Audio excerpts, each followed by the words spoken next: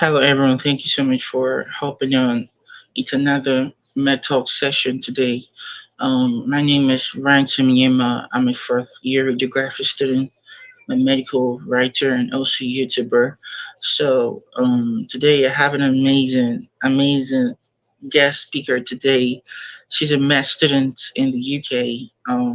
Hey, Banjo, could you introduce yourself to the audience? Hi, I'm Tutor Banjo. I'm a medical student in the University of Birmingham. I'm going into my third year, so I've just finished my preclinical. And yes, that's me in the UK.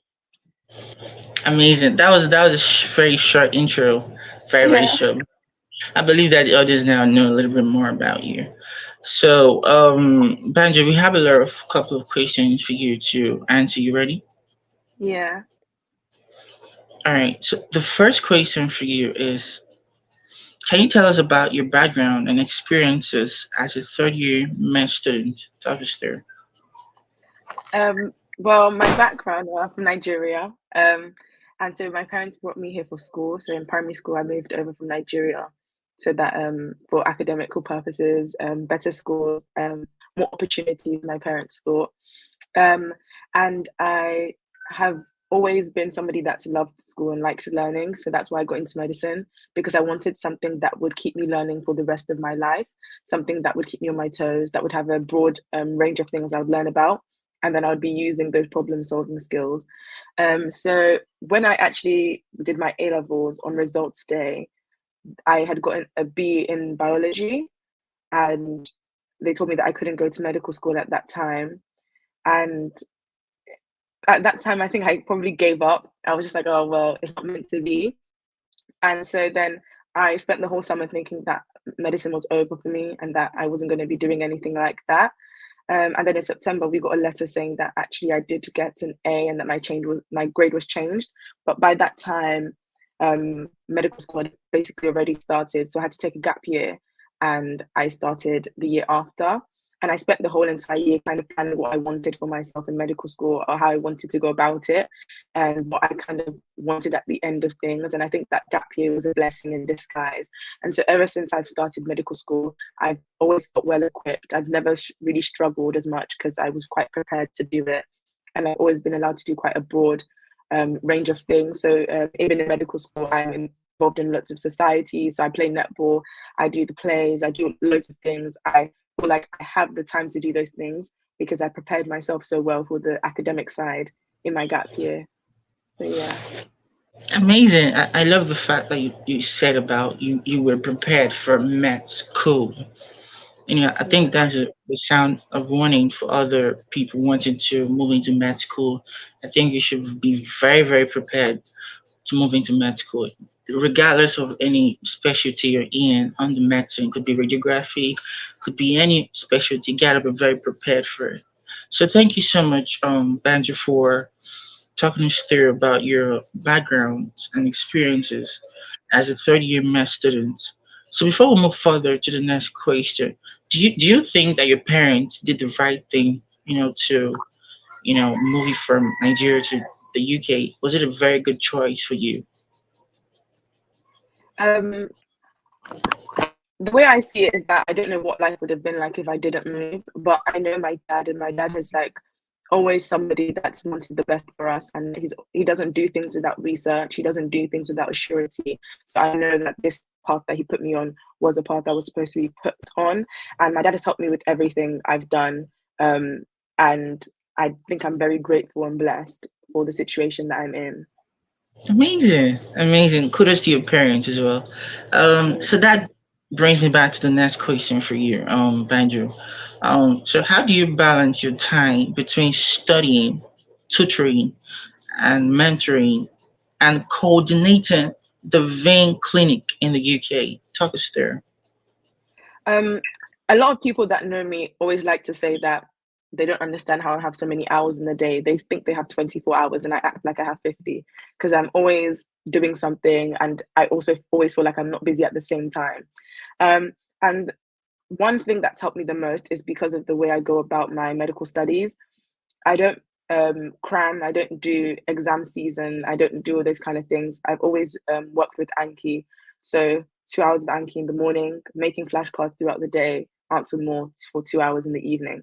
And I've done that every single day from the start of med school. I don't change anything for exam season. So it allows me to have like a structure that I know I'm going to follow every day. So I can slip things in really easily. So even with the vein care, I know that when I'm there, I can still make my flashcards once in a while, or I know that I have quite a lot of free time.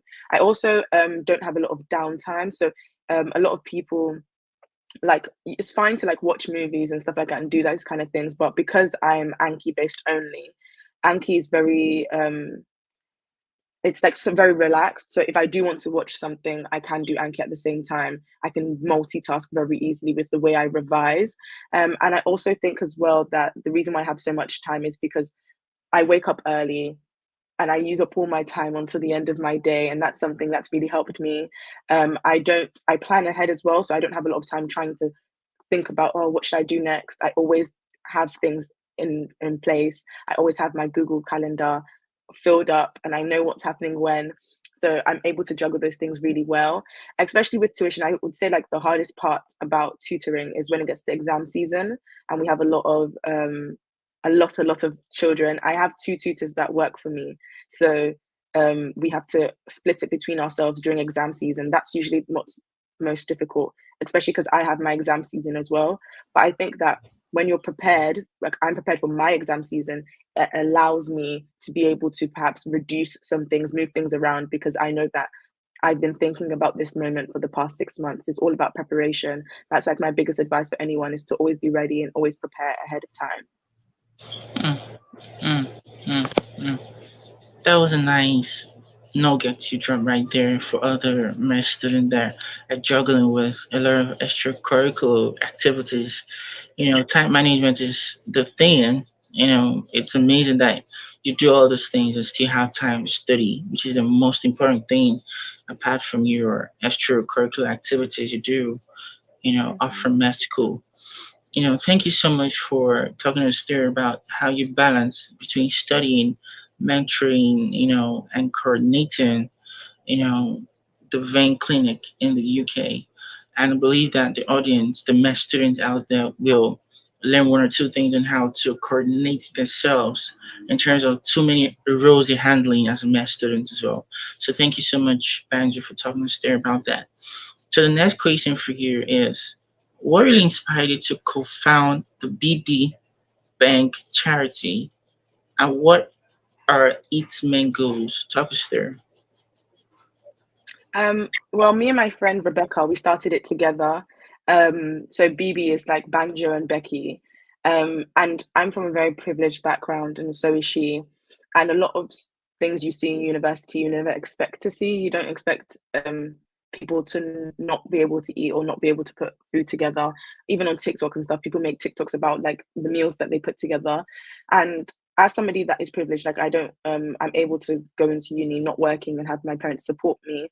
Some people have to work so much just so that they can like pay their bills and eat, and it will have an effect on their ability to perform or ability to even enjoy things like societies.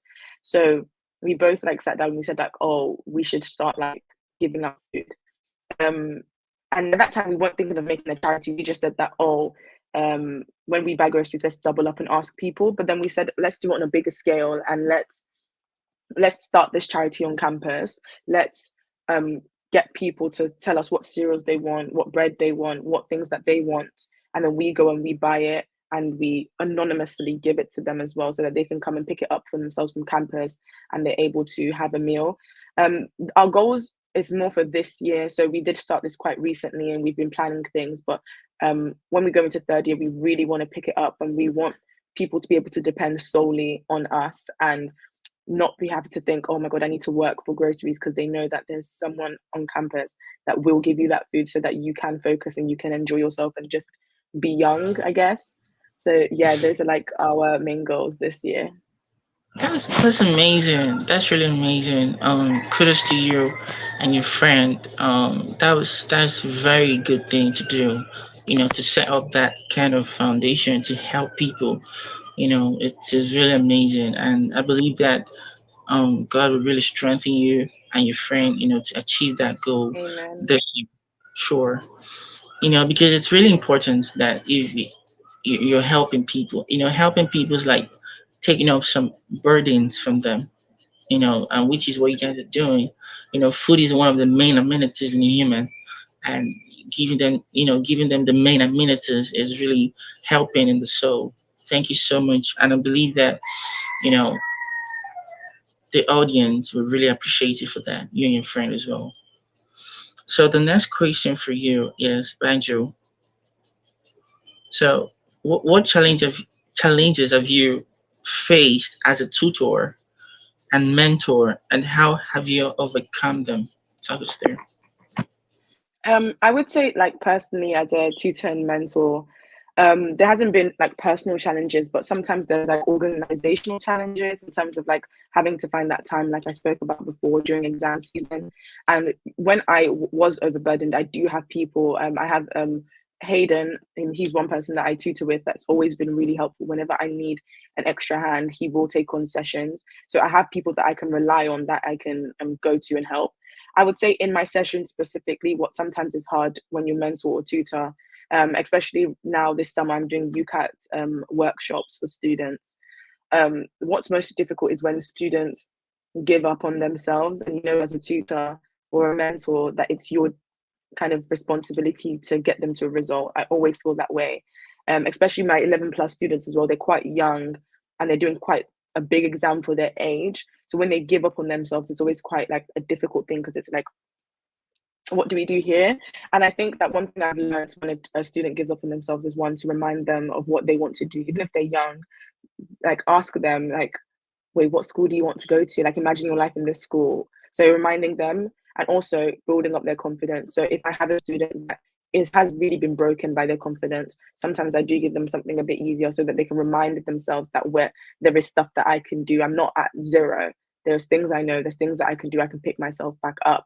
Even with medical students, with this UCAT masterclass, you have to keep on reminding them that, okay, we've done 100 questions and you're upset because half of them were wrong, but when you should be happy that you're doing half of these things correct. So look at the ones you got correct and know that a lot of people would have gotten zero. This is not a normal exam. It's not a normal situation to be in.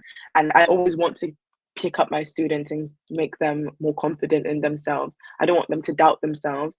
I want to build students that, once they stop seeing me, they're set for the rest of their lives in how to handle an academic situation, how to revise, how to have confidence, and then perhaps be great medical professionals in the future. Amazing, amazing, amazing. Wow. You know, Thank you so much for, pointing out those challenges you've faced, as a tutor and as a mentor, and how you've, really overcame them, which is amazing thing you're doing.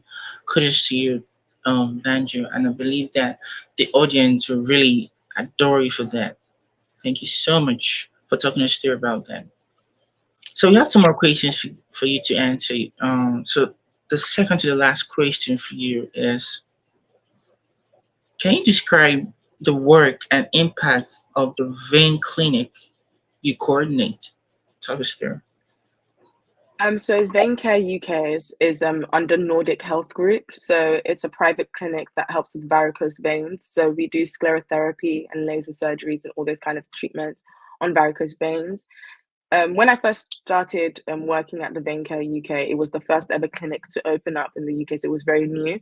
And the managers there were all from Denmark, so they flew in to meet me and say that this is what we basically want to make happen.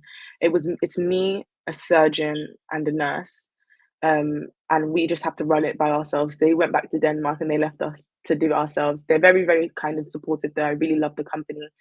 Um, but what we basically do is, patients come in, we give them scans, and we talk them to treatments, options, and things that they can do, and then they get these treatments. So I work alongside this surgeon, and I think that that's like the main reason why I actually took it, was to work alongside this surgeon that's well established in himself, and I learned so much from him. Um, I'm watching those scans, even the way he communicates with patients, the way he handles his time, the way he documents everything, the questions he asks, all those little things are things that I've learned. Seeing varicose veins patients is something that I can take on into my clinical years, because I know exactly what they look like now. I know how to check a pulse because he does it every time to the patients. I understand these things. I understand prep for smaller surgeries that the nurse does as well. And I think that the impact that the vein care has is that they are with varicose veins, it's something that comes back again and again and again. And to have a clinic with a doctor that one will not lie to you, that surgeon will never lie to you. He will tell you if there's no point treating or let's do another treatment. He's never there for the money. He's there to take care of his patients. It's a safe place for a lot of people that have varicose veins. They know they can come to us and they know that they will get the truth. They will get a good treatment. They will get somebody that will help them, support them, and they can come back because they might need to come back again and again and again. And we're always open to doing that, and we're always open to being honest. So yeah. Amazing, amazing. I want to ask a question. Was it a voluntary role for you to coordinate the vet clinic? Was it a voluntary work, or was it like were you paid for it? Yeah, I still coordinate it. We do all get paid to do it. It is a job role. Like I coordinate in Birmingham and there's a new practice in Leicester. So sometimes I also go up to Leicester to help them in Leicester. There's one in London as well, but I haven't been to that one. So it is like a job role. It's private healthcare. We are all working here, but my main goal with getting this job was definitely to work alongside this surgeon who had actually done lectures in my university before. I'd heard speak, I knew what he was about, and I felt privileged to work with him. Really. Amazing, amazing. Well, thank you so much for describing the work and impact you've done at the vet clinic. You coordinate, and I believe that the real really appreciate you for the work you're doing at the vein clinic in the UK. So the last question for you is, now what advice would you give to med students out there who want to get involved in charity work or clinical coordinator? So tell me, tell us right now. I would say to just any, even if you don't want to get involved in this, to any medical student, I would say that you need to stop listening to people as much as you do in terms of your peers. I always say that I don't take advice from somebody that I wouldn't want to quickly swap lives with. So I wouldn't take advice from somebody, or unless it was like I take advice from Ali Abdul, for example. He ranked number one in Cambridge. Of course, I want to listen to him because I would swap my academic career with his.